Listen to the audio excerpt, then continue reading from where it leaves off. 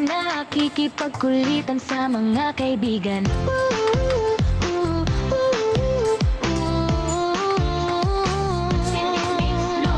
Simbolo ng karamihan, kahit mag-isa lang para sa kanyang anak. Ang pag-asa at pagmamahal ay di nawawala.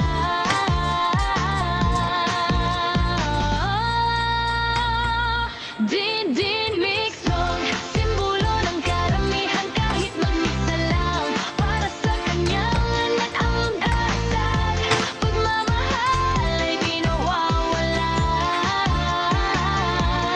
Din mix song, huwag kakalimutan ng kanyang pangalan sa YouTube channel.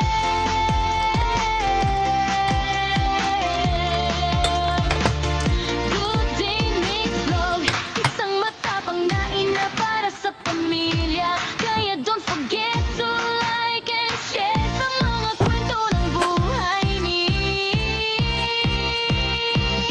Din Mix Vlog, isang OFW sa Singapore. Thank you for watching, see you next vlog. Explore and adventure,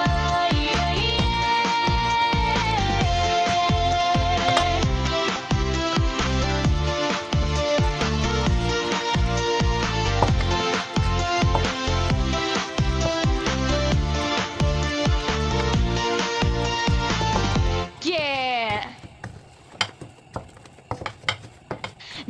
Din Mix Vlog, woo, woo, woo. Ito na siya, ready na sa kusina. Ay, cooking time na, magang gumigising para magtrabaho. Magluto, maglinis, maglaba, at iba pa. Din Mix Vlog, nakikipagsapalaran sa Singapore para sa pamilya, at lalo na sa anak niyang nag-iisa. Kay hirap kalagayan, pero ito ay kailangan para matustusan ng anak at pangangailangan.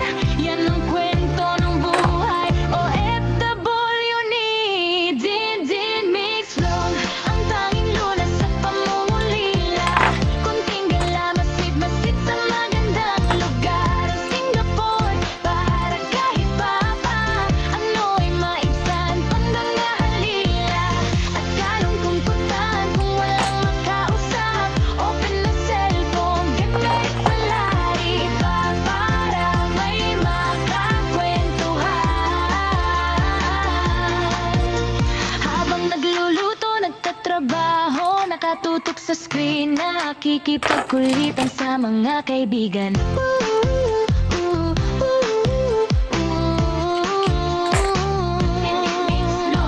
Simbolo ng karamihan, kahit mag-isa lang para sa kanyang anak. Ang pag-asa at pagmamahal ay di nawawala.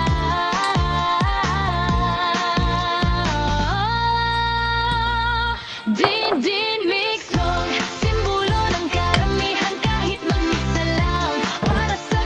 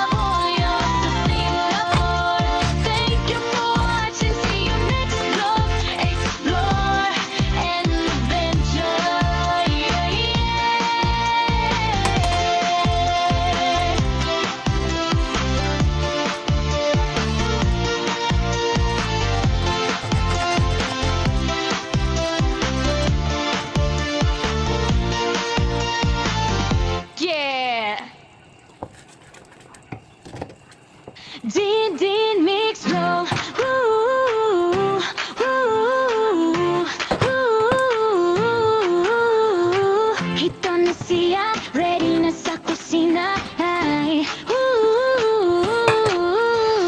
cooking time na, magang gumigising para magtrabaho. Magluto, maglinis, maglaba, at iba pa. Din mix flow, nakikipagsapalaran sa Singapore para sa pamilya at lalo na sa anak niyang nag-iisa. Kay hirap kalagayan, pero ito ay kailangan para matustusan ng anak at pangangailangan. Yan ang kwento ng buhay OFW ni Din Mix Vlog.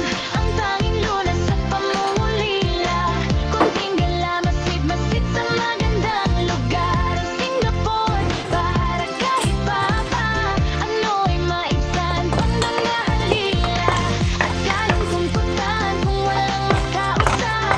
Open na cellphone, gamit sa lari pa para may makakwentuhan. Habang nagluluto, nagtatrabaho, nakatutok sa screen, nakikipagkulitan sa mga kaibigan.